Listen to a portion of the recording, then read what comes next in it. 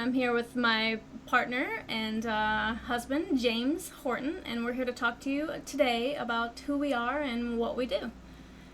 So, I'm an Army veteran. I enlisted shortly after 9/11. I had graduated high school a couple months prior, and I didn't really have a whole lot of other options. I didn't have fantastic family support, and I hadn't done well enough in high school to go to college. I mean, at least I didn't think so. I never actually even started the application process because it was just so overwhelming to me, and I didn't have anyone to help me through it. In high school, I was a C student because I'd get A's on all my tests, but F's on projects and homeworks because I just wouldn't do them. I was just too bored, and I thought it was super pointless. And so anyway, the Army was a way for me to get a job and support myself in a college education. But even the college education I did get, it was in medical laboratory science. It wasn't in anything artistic. Like, I don't have a writing degree. And I did that for 6 years, and my son was born around the same time as my contract was up, so I didn't renew it. And at that point, my marriage was also kind of suffering. And over the next couple of years, I ended up getting divorced. And then James and I got together. We got pregnant again pretty much right away. So we were living in a small town together with very little resources, and we were supporting 4 kids at that point because he had daughters from his previous marriage. And so I guess that brings that around to me. I'm James. For me, I'm a lifelong dreamer, and I've been a writer my entire life. I finished my first book when I was 6 years old, and but the thing was, I never really got published. Uh, Overall, I've always dreamed of doing more in my life. Wanted to do big things and be creative and be an artist, but I never did. I always did what I felt like was the right thing at any given time. So I grew up, my family had the small town dime store for 60 years. And I grew up in that, and I just knew that was my career path because that's what you do. That's just the way it was. There was no question about it in my family growing up. That wasn't until Walmart came to town, and like they did to a lot of things, things changed, and that led to a long, slow death. That career, and I was left lost. I graduated high school. I'm 19, 20 years old, newly married, no clue what to do. I have a family and kids to support, so I started working in fast food, and I ended up being a manager over 3 fast food restaurants. But that lifestyle is very hard. I worked a lot of hours, and at 28 years old, I ended up in the hospital with all the signs of a heart attack. So that was that was my first wake up call in life. That's when I knew, life could be short, and if I want to do anything, I got to do it now. So at that point, I decided I was no longer going to work for the other person. I was going to try and find my own career path. And over the next lot of years, I did a lot of different businesses, but I never went back to writing full time because I had this belief that I couldn't make a living at it and I couldn't pay the bills. Um, so there was a lot to learn along the way, and I was never comfortable or happy because I was still working a lot harder than I was working smarter. But then I got divorced, and Miranda and we fell in love with each other, and we transitioned around that time. My businesses I had into a toys and game store that sold on Amazon as well as in a retail location. Yeah, I mean, and at that same time, we were both really active in our church. We were seeing just how poor the conditions around us were, like in that small town and in the city around where we lived. And we were both, we wanted to help. We really wanted to make a difference. But like, we wanted to be doing something that made a really big impact on the world so that we could change it for the better. Because we didn't like what we saw, and we wanted to do something about it. Uh, but even those big dreams of ours, they were they were too big. Like, 'cause our reality at the time is we were struggling even to make ends meet for ourselves. Like, we had to figure out how to buy groceries most week for 4 kids and pay the bills and deal with that retail store that we were working on. And, it wasn't doing well. It was kind of on its way to bankruptcy. So we weren't in a position to help ourselves, let alone anyone else at that time. And so that kind of sucks. It makes you feel like you're stuck and you're not really you always feel like you're capable of doing more sometimes, and then you get in that position where you're kind of stuck, and then you just feel bad. Because, like, when I was really young, like, I thought, like, I was one of those kids who was just a smart ass, like young Sheldon. Like, I thought I was so smart. Like, I wanted to be an astronaut, and Star Trek was my absolute favorite show. And, when you're kids, like, I thought I would do really big things. And then to be at a point in my adult life where you're starting to stack up those failures, it made me feel wrong. Like, I wasn't who I thought I was. That's a hard place to get to mentally when you're looking at, like, well, am I just wrong about everything? So, at that point you're like, well, is there a future? Is there any point to any of this? And that's kind of really hard to deal with. Yeah, so that kind of, for me, I also have always wanted to make the world a better place.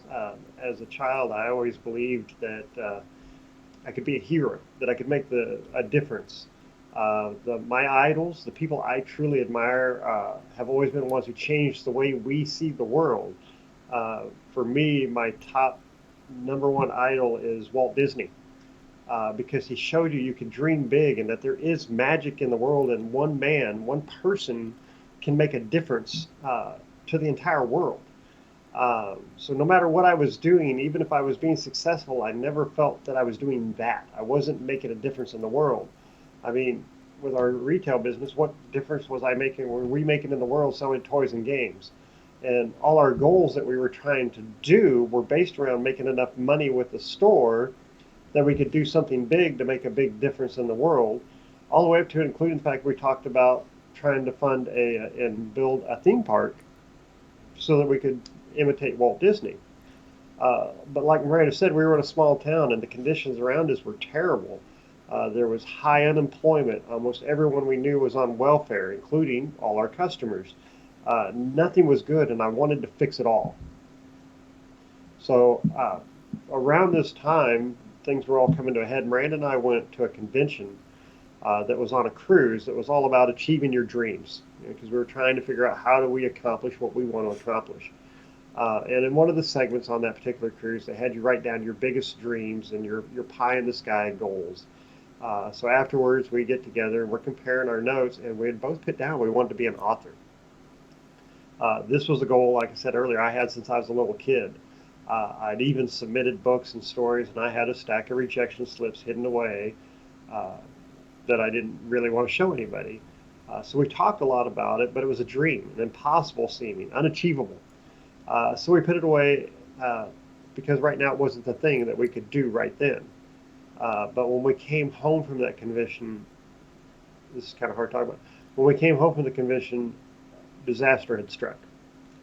The majority of the products we sold were on Amazon in a system called Fulfillment by Amazon, where it's in their warehouses. And we used a piece of software that controlled the pricing, because pricing on Amazon is super volatile.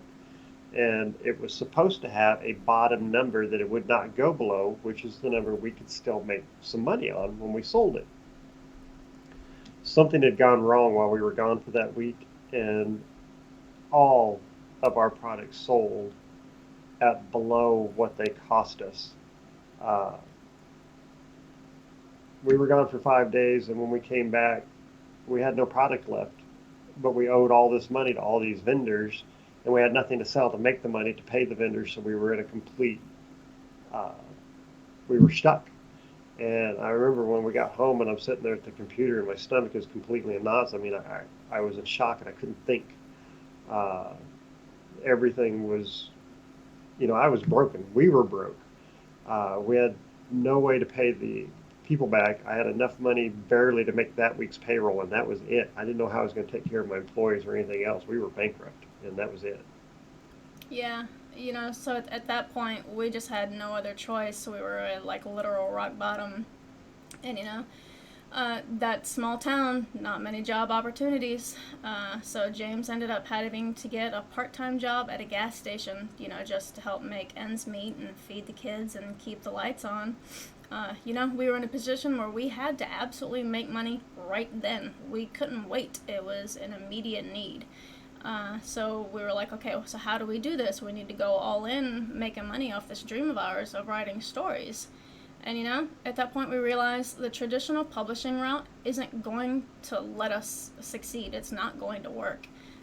We don't have any way to support ourselves right now. We can't, write whole manuscripts and, develop pitches and send letters to agents and wait months just to hear back denial slips after denial slips, in the hopes that one day we might get picked up by some small publisher who's not even really going to give us any marketing or support for our books. How many of you have actually experienced that already? That wasn't going to work for us. It wasn't an option. And at that point, we discovered self-publishing, and there was online forums and a lot of people talking about their experiences and the successes they were having at it. And they were making really good money. Like, to us at that time, it was like a wow amount of money. And we were like, we can do this too. So we did. At that time, I was the faster writer of the two of us, as I'd been writing stories for years for fun.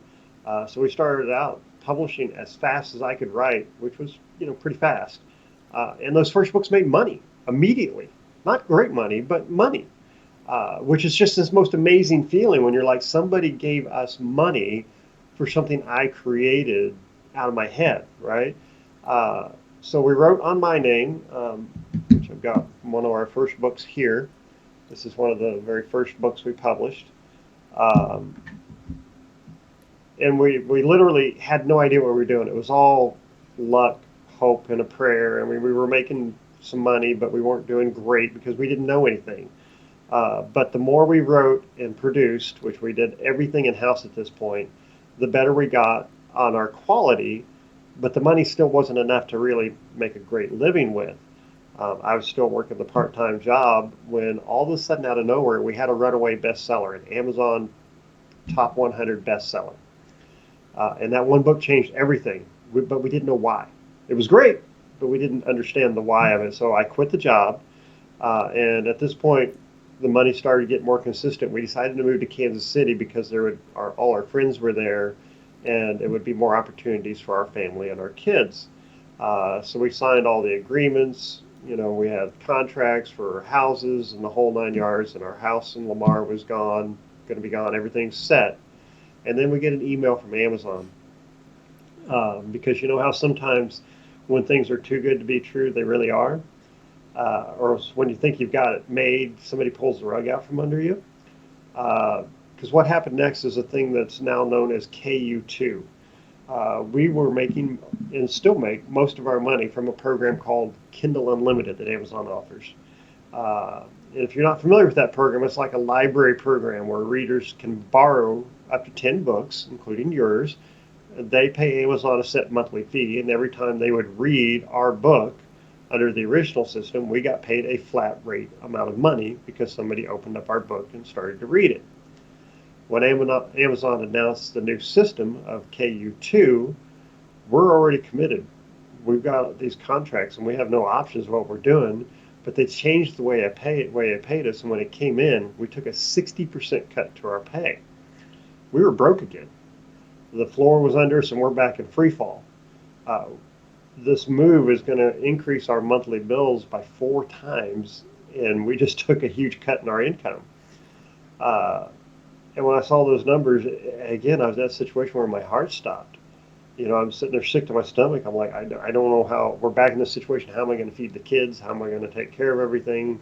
What are we going to do? Are we going to end up on welfare? And how do I even get on, how's that going to work? So we did the only thing we could do. I went all in. We were committed to writing at this point. So for a little while there, I started ghostwriting for other authors that I made contacts with. I wrote over a dozen books in that period for others to pay the bills, while Miranda went to work on the one thing we'd never had, which was understanding why some of our books sold well and others didn't. Yeah, so I had to really get serious, and what I did was I studied the market, and I found a genre that really spoke to me, which is science fiction romance, which is where most of my novels are now. I love that genre, and so I learned, I downloaded what was really selling well, and I read it. and I just kind of started my own ideas that would kind of feel familiar to readers who enjoyed that type of story. I remember when I was sitting in my bed with my Kindle and I had a pad of paper next to me, and I'm just writing down everything I can, like, story structure, what's happening right now in this chapter. I'm brainstorming my own world building ideas, and character concepts. So what developed from that is we ended up launching a brand new series under my name, Miranda Martin, and it did really well for us. And this is the first book in that, and to date, this series alone has made us $320,000. We were finally in a position that we could provide the type of life we wanted, not only for ourselves and our family, but we could really help out all the people around us, just like we'd always dreamed of. And over the course of 2 years, we actually donated $300,000 to church campaigns that were creating hugely positive effects, like in our area and, globally. So I finally felt like I was achieving my purpose in life, and that's absolutely fantastic place to be in. Right. So now we're successful authors. We've now made the USA Today bestseller list. We're Amazon bestsellers. But more, we're living the life we always dreamed. We have time for our kids. We have fans who we adore. We make way more than 6 figures a year, and we're even closing in on 7 figures. But one thing was still missing.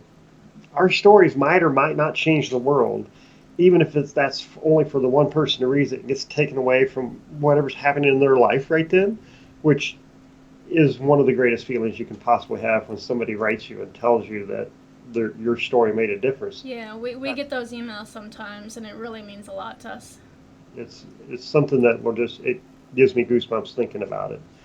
But the world, what we realize is we still want to make the world a better place on a big scale. And to make the world a better place, we need more artists. Artists are the ones who reimagine the world, who make the world brighter. So we want to help other authors accomplish what we have done. We want to teach you how to take your writings and earn a great living selling them. We want to teach you everything we've learned in our 5-year journey to get to this point, and make sure you don't make the same mistakes we've made, where every time you turn around it's crashing out from under you, where you can have it consistently. So we want to help you achieve the same success we've had. Yeah, absolutely. Okay, so that's us, that's who we are, and that's what we want to do here. So thanks for hanging out with us for a little while. Have a great one. Yeah.